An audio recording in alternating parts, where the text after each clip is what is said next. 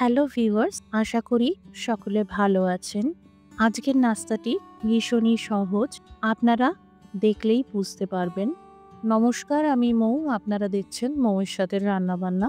রেসিপিটি ভালো লাগলে লাইক দিয়ে শেয়ার করে দেবেন। এই রকম আরও নতুন নতুন রেসিপি পাওয়ার জন্য আমার চ্যানেলটি সাবস্ক্রাইব করে রাখুন। এখানে এক বাটি মুড়ি নিয়েছি, যতটা মুড়ি তার অর্ধেক পরিমাণে সুজি নিয়েছি। আধা বাটি মতন সুজি আছে, এখানে সুজি বাইন্ডিংয়ের কাজ করবে। এবার মুড়ি আর সুজি একসাথে মিক্সিতে গুঁড়ো করে নিতে হবে। একটি মিক্সিং বোলে এই গুঁড়ো করা মুড়ি আর সুজির মিশ্রণটা ঢেলে দিলাম।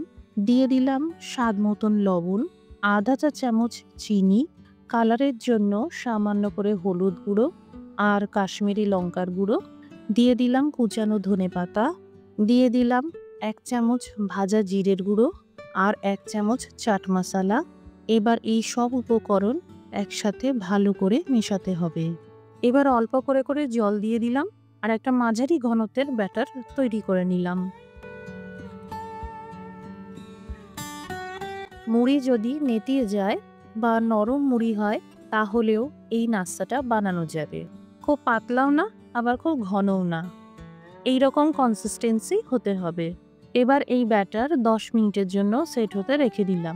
এদিকে নিয়েছি কিছু বেসিক সবজি, যেমন গাজর, ক্যাপসিকাম আর একটা পেঁয়াজ। যারা সম্পূর্ণ নিরামিষভাবে খেতে চাইছেন পেঁয়াজটা বাদ দিয়ে দেবেন।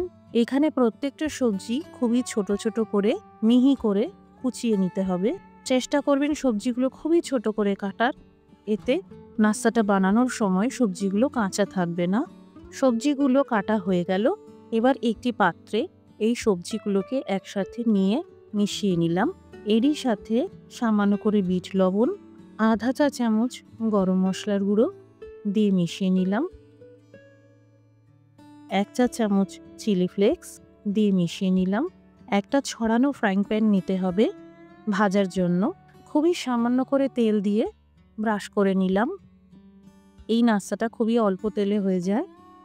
এবার 1 হাতা ব্যাটার ঢেলে দিলাম। হাতা দিয়ে ঠেলে ঠেলে ব্যাটার ছড়াতে যাবেন না, আপনা থেকেই ছড়িয়ে যেমন সাইজ হবে সেইভাবেই বানিয়ে নিতে হবে। এবার উপর থেকে এই কাটা সবজির মিশ্রণটা অল্প করে দিয়ে দিলাম। এবার কম আঁচে ঢেকে একদিকটা ভেজে নেব। বেশ 1-2 মিনিট পর আবারও উল্টিয়ে দিয়ে অপর দিকটাও ভেজে নেব। এই সময় আঁচটা লো টু মিডিয়ামে থাকবে।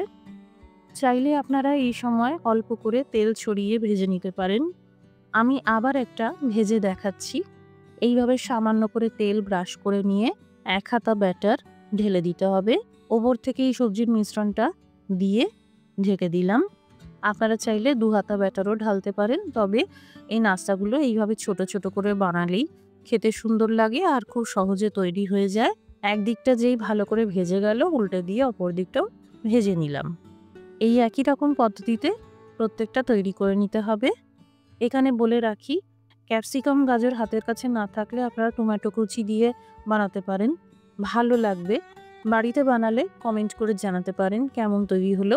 রেসিপিটি দেখার জন্য অসংখ্য ধন্যবাদ। সবাই ভালো থাকুন, সুস্থ থাকুন।